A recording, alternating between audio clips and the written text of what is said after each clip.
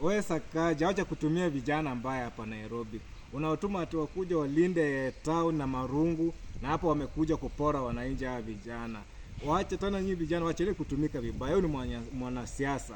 Na huyu Sakaja ni tamu moja hapa Nairobi. Hata kuwa tamu mbili hapa Nairobi. Anaenda one term peke yake hapo kuwa governor.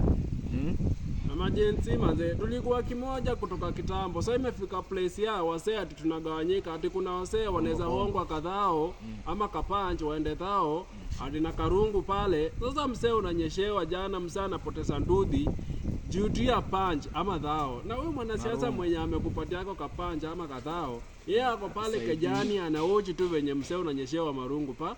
Akusaidii hiyo dhao, msee utakula leo, kesho na kesho kutwa. Buda, tufunguke macho wasee. Tufunguke macho. Majenzi tumekuwa kitu kimoja. So imefika to an extent that wasee wanaweza hongwa tu kadhaa watoke ati sasa watu pia wana protect street aje.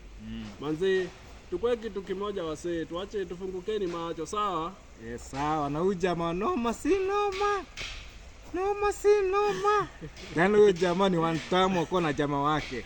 Huyu noma si noma, one time wako na Ruto wake na one time. Huyo mzee sijui ni Alto, sijui ni Soprano, bana. Soprano. Kuongea tu base imekuwa noma. Na acha sijui nimpatie clue ya venye anaweza ongea base.